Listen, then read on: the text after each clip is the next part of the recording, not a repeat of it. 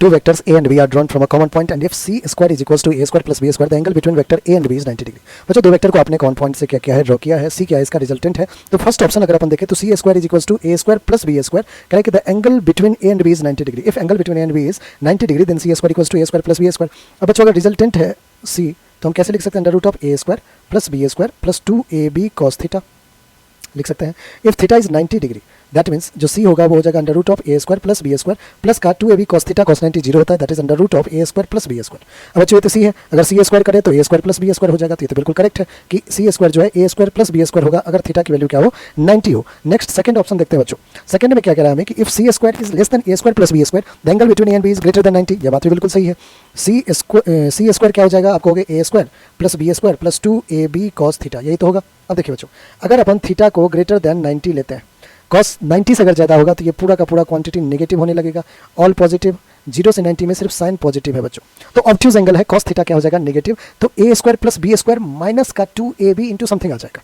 तो a square b square से कम होगा या नहीं होगा, बिल्कुल। तो for theta greater than 90 degree c square will be less than a square plus b square. ये बिल्कुल करेक्ट स्टेटमेंट है, ठीक है, क्योंकि ये क्वांटिटी जो है ना ये नेगेटिव क्वांटिटी बन रहा है।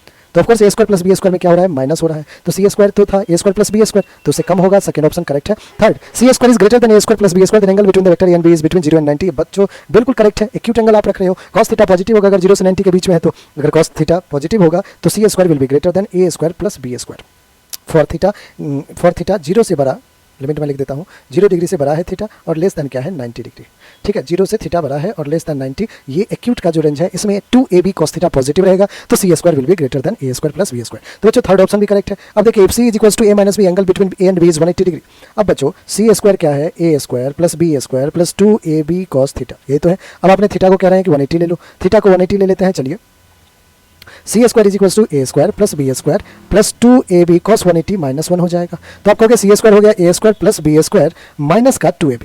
बच्चों क्या मैं इसको a square plus b square minus 2ab को a माइनस b का होल स्क्वायर लिख सकता हूँ, बिल्कुल। तो c will be under root of a minus b का whole square which is a minus b। तो c क्या हो जाएगा बच्चों, a माइनस b हो जाएगा अगर हम एंगल 180 डिग्री लेते हैं। तो फोर्थ भी हमारा क्या है, बिल्कुल करेक्ट आंसर है।